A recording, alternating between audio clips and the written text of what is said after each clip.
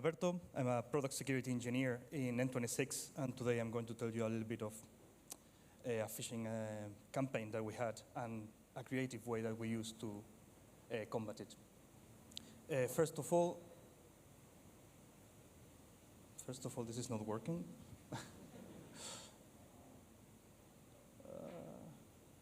Okay, there we go. Yeah, so I am the one presenting, but we have a lot of people that were involved, and they deserve a little bit, at least a little bit of credit, especially on the side of fighting phishing for a bank. That's our trust and safety team that takes care of protecting customers from scammers and from anybody that tries to trick them into doing things they wouldn't like to do. I myself belong to the product security team. We are not working so much with phishing, but as you will see in this case, we got involved. We also have Walter here, a principal engineer. He helped us set up pretty interesting infrastructure for all the stuff that we wanted to do. And Valerie, which is also here, he's a security researcher, and you will see he played a key role on helping us push back the scammers.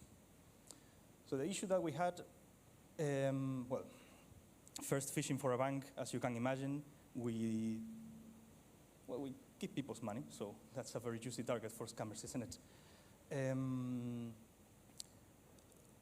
We see this, maybe not every day, but almost every week. People are finding new ways and creative ways of tricking customers into doing things they wouldn't want to do. In the end, that means that if the scammers are successful, people are going to lose money. But that's not only the end of it. They will also involve a lot of people, like customer support. They will complain online. It will be a really bad impact for everyone. So of course, we are always finding ways to not only help them once this happens, but also prevent it to begin with. As you can imagine, we have protections for login. So when you have a username and a password, that's not enough. As a modern bank, we have second-factor authentication, but also ways of identifying that a customer is indeed the person that they are claiming to be, that the device they are using is indeed the device they usually use, things like that. And then on top of that, even if somebody managed to get access to an account, we have ways of preventing them from stealing money. No? And there are other confirmations, there are other mechanisms. With all of this in place, in the end, the weakest link is the user. So if they go and they provide all of this information, they will eventually lose money, which is where the story that I'm telling you today started. So this campaign, we believe, started with a data breach that happened, actually a combination of them that happened in the late 2021, beginning of 2022, on other companies. We were seeing a lot of banks being targeted by these scammers. They started in Italy, as you can see here. That was a sample of the SMS they were sending, and they were just telling people, your account has been compromised, quickly, go change your data, click on this link that is clearly not suspicious, and give us all of your details. The first problem that we were encountering with this is that the SMS they were sending to the customers was using an old N26 phone that was being spoofed. So if you were a customer for some time, a few years, you would receive this SMS in the same place where you were receiving official communications. So you're more likely to click on it, aren't you? Once customers were clicking on it, they would arrive at, obviously, a website that resembles a lot like the N26 website. Input your email, your password. Depending on the version, they would ask for card data and for all sorts of information that would allow them to steal money from you. In Italy, which is where they started, they would actually call people on their phones, impersonating our customer support, and ask them to provide the OTP. When they started to spread the scam to other countries, they realized that, well, probably they didn't speak German or Spanish or whatever, so they were putting that also on the website to collect the OTPs. And finally, as I was mentioning, of course, we have ways of preventing money from leaving. No, somebody can get full access to your account. You give them your username, your password, your OTP. They are in your account, but still to steal your money, they will have to link it. They will have to do this from the device that you usually use, which obviously the scammers don't have. To bypass that, they used virtual cards. They use virtual cards that they could link to Apple Pay or to Google and use that for exfiltrating the funds. We quickly patched that, but still the customers were eventually giving enough details for the scammers to steal their money. In that situation, which was a little bit complicated, we got a ray of sunlight, which was Valerie. This was a bug bounty report that he was saying, I received this SMS, a friend is a customer of yours, he sent it to me, and I was poking around with the website, realized there was an XSS right on the password field. This meant that we could see all of the data that we were storing in the website. So basically the way it works is on the same phishing site, they would have all of this prepared for the users, but on the back they would have an admin panel where they were showing all of the credentials for them to work on them. It also had the very nice side effect that product security got involved, so because we reviewed the bug bounty program, so that also meant more participation from our side. Eventually, they patched the XSS. We didn't have access to it, so we were back to square one. And what I'm going to show you now, hypothetical, this, I don't claim to have it done it, but yeah. With security, with product security now involved, we could follow the path of Valerie and look for more vulnerabilities in the sites. We got lucky enough that our trust and safety team contacted some of the hosting providers, so we would get the code, even better for finding more vulnerabilities. And as you just heard a minute ago, they were really lazy. Like you can see, the credentials were 123, 123, for instance. They eventually changed it to something very similar. We had a guessable authentication cookie, which essentially, when you were providing a username and a password that are valid, they would set this cookie value logato, logato, logged in. So you could just write that value, go to the admin panel, and you're in. Or even pages that were missing authentication. Basically, the way it worked is every time that a customer was putting data on this website, that data was being written to a file. Those files were not behind the authentication. We could read them. And even some other PHP scripts that were loading the data in the main panel were also exposed. With all of this, we have many ways of retrieving user data. We pass it down to trust and safety. They take action. They reset passwords. They send people new cards. But still, it's all manual. We have to find these sites for starters. We have to exploit it. So we have to be faster than the scammers. And this doesn't work. By the time we finally managed to find the vulnerability that works and we managed to exploit it, maybe they already stole the money from the people, no? So the next step that we took is to automate all of this. We went a little bit crazy with this. What we have here is first, using several providers, we would enumerate or just pull the information on phishing sites that were targeting our brand. With that, we would fingerprint those sites, trying to identify which version of the phish kits we were dealing with, then exploit whichever vulnerability we found available. If it was something that required a callback, such as an XSS, then we had a CloudWatch setup in AWS, and then we would read it from the Python script. And for any other of the vulnerabilities that are more straightforward, we would just simply read the details and push them to a CSV for our trust and safety team to deal with. No? And finally, we'll report the sites so we can make sure that they are taken down and no more customers fall for them. That's pretty much what I wanted to show you today. There is only one more slide, which is on a research topic that I never had the time to work on. For a little bit, I thought, if this works, if we can do this for these phish kits, and we know that the scammers are getting them from the dark web, or they are using the same thing from open source that anybody can read, no? Maybe we can find more vulnerabilities on other phish kits. Maybe we can do the same thing for other people, right? Well, I reviewed every phish kit I could get my hands on, and there was not a single one that didn't have at least one vulnerability that would expose the data. So pretty much something that we can do as fighters of phishing. Fingerprinting them is pretty easy. As usual, they would just change the front-facing website, the brand and whatever, but the backend part remains the same.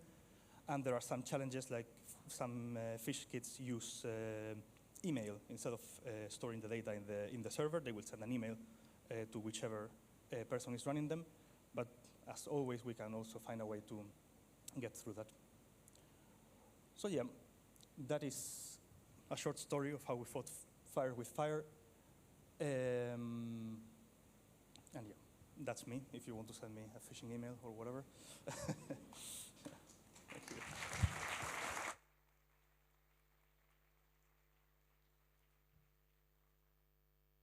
Thank you so much, that's wonderful.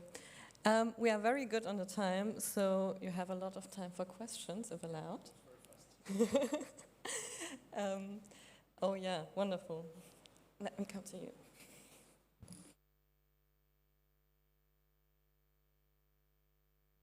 Thank you for your presentation, and I actually have two questions. Well, as I come from the telecommunications industry, and there are certain regulatory pressure regarding the SMS messages, because the SMS messages are used as a primary transport for those kind of spamming messages, and telco operators are now thinking that if they do not provide a solution, then there will be some regulatory pressure regarding how the SMS messages are spread, or telecommunications in general. Do you also see any kind of regulatory pressure on how banks are handling those kind of phishing attacks? And the other question is that, have you managed to track the origin and country of where the possible scammers are located throughout your research? Thank you for the question. Hello? Yeah. Thank you for the question. So on the first one, I don't know about telcos. I don't know about what regulations they might have, but I know on our side, we are getting pressure to move away from SMS. In fact, in 1026, we already did that. No, we need to have better ways of having second-factor authentications, better ways of sharing the OTPs and things like that. No, and that's coming from compliance. It's not only because it's more secure; it's also a regulation. On the second question, yes, I actually can share a little bit of that. We reported this to the authorities. We had so much information about the scammers. We sent all of it to the Italian police. They were coming from Italy. That's where they were starting. In the beginning, we got very vague responses. We're working on it. So that's all we had. So we had to, get creative. But I learned recently that they have been found and they have been arrested. So, at least that. Thank you. Oh, thank you for your talk. I have also two questions. The first question is, was it a one-time activity, or now you have a dedicated fighting back team? And the second question is, are your legal team is aware of it? Yeah, thank you. That's a very good one. For the first one, we get phishing all the time. This is something that we're fighting, of course, and we are improving our ways of preventing it, because as you can see, responding to it is very, very difficult. So our improvements go more in the line of, making sure that no matter what a user provides another person, it is very, very hard to steal money from them. No? We don't do this. I don't claim to ever have done it, and I don't claim to be doing it actively. And yes, the legal teams are aware of it. We have to be very careful, of course, but I think sharing these kind of experiences helps everyone, and fortunately the legal team can allow us to share them, so yeah.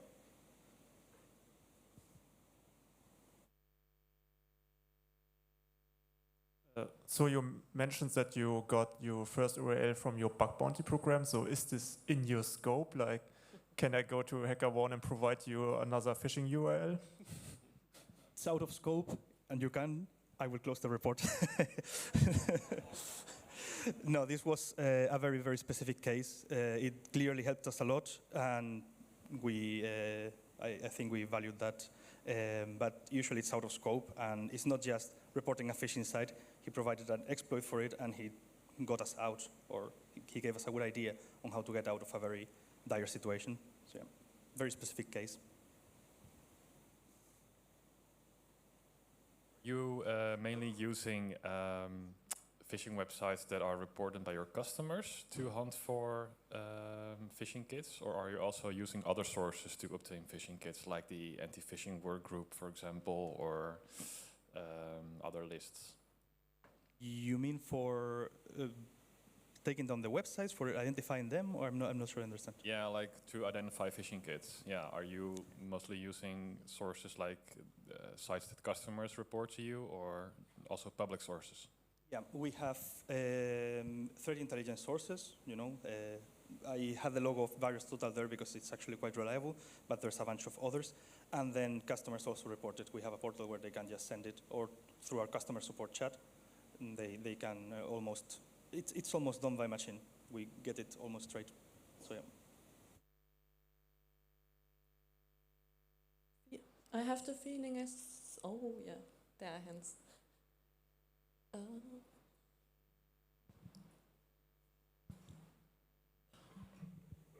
All right, very cool talk. I have one question / remark, sort of general thing. I use N26 because it seems to be like the bank that speaks English around here. And one thing that makes me sad is that the way other things that are seemingly less important, like my Google account does security, is significantly more like I would trust it than the bank, because it really appears that I still can't use a YubiKey as my multi-factor authentication, and I cannot disable the other ways of multi-factor authentication. And especially given that you have no physical stores where I can go and prove my identity, I find this super discouraging. Like, if you really do care about phishing, I really feel like if someone wants this level of security, they should be able to get it, right? And also the other thing was like the legal conditions. Absolutely. I mean, I don't think there is a person in this room that disagrees with that. We all would like to have that kind of features, especially as a bank. But the truth is, many customers to a bank don't even know what that means, you know.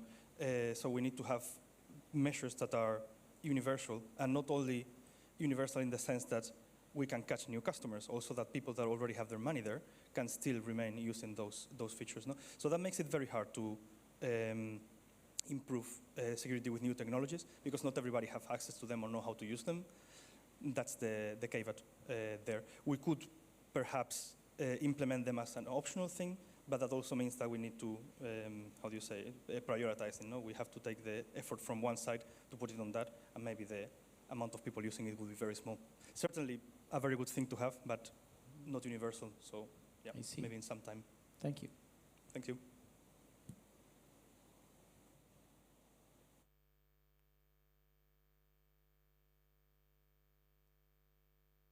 Oh, any more questions? Yes.